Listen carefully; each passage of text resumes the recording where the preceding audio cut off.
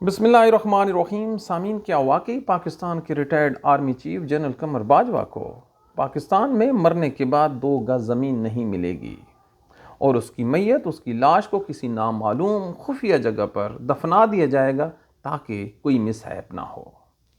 ایسا وہ کون سا گناہ کر ڈالا جنرل قمر باجوہ نے کہ اس قسم کی باتیں کی جا رہی ہیں؟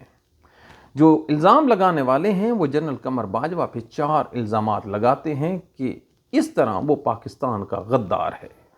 نمبر 1، سب سے پہلے انہوں نے پاکستان میں یہ پالیسی بنائی کہ پاکستان انڈین بالادستی کو خطے میں قبول کر لے گا۔ اس بات کے ثبوت کے طور پر وہ ہارون الرشید کا ایک سٹیٹمنٹ نکالتے ہیں جس میں جنرل قمر باجوہ ان کو فون کر کے اپنے گھر بلاتے ہیں اور پھر اس ملاقات میں ان کو قائل کرنے کی کوشش کرتے ہیں کہ پاکستان کی آرمی انڈین آرمی سے جنگ لڑنے کی سکت نہیں رکھتی، نہ ہی ہمارے پاس اس کیپیسٹی کا اسلحہ موجود ہے۔ لہٰذا اگر ہم نے اس خطے میں سروائیول کرنی ہے، اپنی زندگی جینی ہے، تو پھر ہمیں انڈین بالادستی کو قبول کرنا ہوگا۔ انڈین بالادستی کو قبول کرنے کا مقصد پاکستان کے 2 قومی نظریے سے مکمل انحراف ہے۔ پاکستان بنا ہی اس لیے گیا تھا کہ ہم انڈین بالادستی کو قبول نہیں کرتے۔ ہندو برہمن سوچ مسلمانوں کی سوچ سے ڈیفرنٹ ہے، لہٰذا کسی بھی صورت ہم برہمن کو اپنے اوپر نہیں بٹھا سکتے۔ دوسرا الزام، جنرل قمر باجوہ نے پلیٹ میں رکھ کر کشمیر انڈین حکومت کو دے دیا اور جنرل قمر باجوہ کی اشیر بات سے اور خفیہ انڈرسٹینڈنگ سے ہی کشمیر کی بابت انڈین پارلیمنٹ نے ان کا جو خصوصی سٹیٹس تھا تبدیل کیا اور پھر وہاں پہ آ کے اپنا قانون لاگو کر دیا۔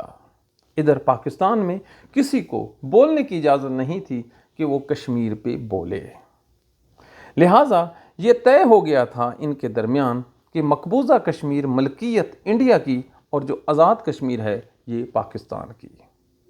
یوں کشمیریوں کے خون سے غداری، کشمیر کاز کو نقصان پہنچانا اور پاکستان کی حکومت کو اس سے مکمل لا علم رکھنا، یہ اس کے اوپر الزام ہے اور اسی بنا پر اس کو غداری کا جو مقدمہ ہے چلانے کی کوشش کی جا رہی ہے یا اس کی تیاریاں ہیں یا سوچ رکھی جاتی ہے۔ نمبر 3، جنرل قمر باجوہ پہ جو تیسرا بڑا الزام ہے اور وہ پی ٹی آئی لگاتی ہے کہ اس پہ آرٹیکل 6 لگنا چاہیے کہ انہوں نے محض اپنے اقتدار کے لیے، حالانکہ انہوں نے کہہ رکھا تھا کہ وہ ایکسٹینشن نہیں لیں گے اور اس کی گواہی پاکستان کے نامور صحافی دیتے ہیں جن کی موجودگی میں قمر باجوہ نے کہا تھا کہ وہ ایٹ اینی کاسٹ ایکسٹینشن نہیں لیں گے۔ ایکسٹینشن بھی لی اور پھر مزید ایکسٹینشن کے لیے پاکستان میں موجود حکومت کو امریکہ کے کہنے پہ بے دخل کیا۔ یوں اس آدمی نے پاکستان کے جو انسٹیٹیوشن ہیں سول، ان کو برباد کرنے میں کوئی کسر نہیں چھوڑی۔ یہ جنرل قمر باجوہ پہ تیسرا الزام ہے۔ جنرل قمر باجوہ پہ جو چوتھا الزام ہے وہ یہ ہے کہ انہوں نے اپنے دور اقتدار میں جب تک وہ آرمی چیف رہے انہوں نے دوغلی پالیسی رکھی۔ انہوں نے پاکستانی کے جو جنرلز ہیں جیسے فیض حمید ہے یا دیگران ہیں ان کو اپنے مقاصد کے لیے استعمال کیا۔ اب لوگ جو مرضی کہتے پھریں کہ جنرل فیض آرمی چیف بننا چاہتا تھا، لیکن جو استعمال کر رہا تھا جنرل فیض کو وہ جنرل قمر باجوہ تھا۔ یہ ہیں وہ حالات، یہ ہیں وہ الزامات سنگین ترین غداری کے جو پاکستان کے اس آرمی چیف پہ لگائے جا رہے ہیں۔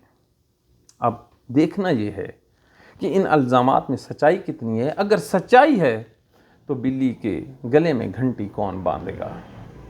جو چوہا بھی نزدیک جائے گا بلی اس کو کھا جائے گی۔ لہٰذا یہ کہنے کی حد تک تو درست ہے، آج تک پاکستان میں وہ ماں پیدا ہی نہیں ہوئی جو اس بچے کو جنم دے جو پاکستان کے طاقتور لوگوں کو کٹہرے میں لا کے کھڑا کر سکے۔ ایسے نہیں کہہ رہے، کل کی بات ہے جنرل پرویز مشرف کو بھی سزا دی گئی تھی۔ سزا دینے والے جج خود دنیا سے چلے گئے یا جو بیٹھے ہیں وہ اپنے فیصلوں کو تک تک کے روتے ہیں انہوں نے کیا لکھا اور اس پہ عمل درآمد کیا ہوا۔ जनरल परवेज मुशर्रफ अपनी मौत आ मर गया, लेकिन किसी को हिम्मत न हुई कि उसे छू सके। लिहाजा बातें करने को तो ये हैं, जनरल कमर बाजवा का ना ट्रायल होगा, ना समन होगा, ना चार्जशीट होगा और ना ही कन्विक्शन होगी। अब ये जो बातें की जा रही हैं कि उसको सज़ा दी जाएगी, इस बारे में कोई हकीकत नहीं है। अपनी दुआओं में याद रखिए। Thank you very much.